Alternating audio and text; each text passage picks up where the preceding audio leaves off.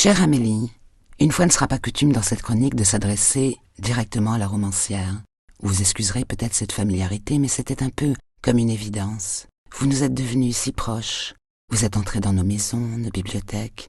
Nous vous identifions aisément avec vos grands yeux noirs, vos rouges à lèvres coquelicots et vos chapeaux bucoliques, le tout toujours étonnamment orchestré sur les couvertures de vos romans, comme une image sortie tout droit d'un univers carnavalesque populaire.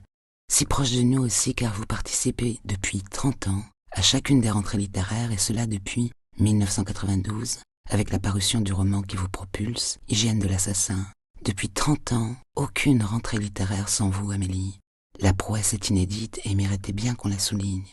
Et à chacune d'elles, votre public, jalousement fidèle et farouchement acquis à votre personne et à vos livres, dans une sorte de rituel, se précipite sur votre nouveau roman et une question, telle une rumeur, enfle et se propage. Alors, il est comment, le dernier noton?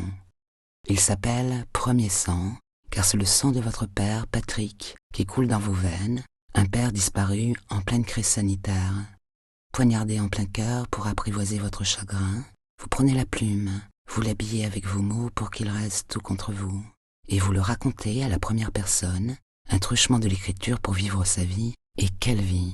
Une vie de héros de roman qui assoit votre filiation et fonde pour vos lecteurs l'origine de cette douce folie qui nous fait gentiment dire que vous êtes un peu dingue, un peu barré, autant d'adjectifs pour qualifier une originalité qui vous va si bien et nous fait du bien.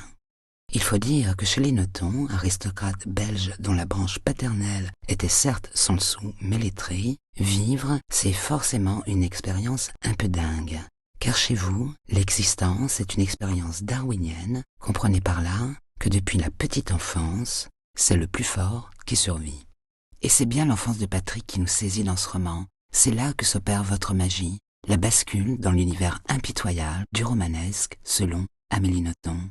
Vous nous transportez dans les Ardennes belges, alors que Patrick est encore un tout jeune enfant, dans le château délabré de son grand-père, au beau milieu d'une bande d'enfants en guenilles, des vrais souillons, des sales gosses, de véritables petits barbares, dont les jeux cruels et autres récréations ne sont que la répétition de la folie des hommes. Alors, on accompagne Patrick dans ces tableaux successifs de la terreur et de la joie mêlée, qui racontent l'enfance, ses jeux cruels, le froid, la neige, la faim, mais aussi l'endurance optimiste de Patrick, sa vaillance chevillée au corps, cette joie insolite d'exister, telle une armure pour la vie.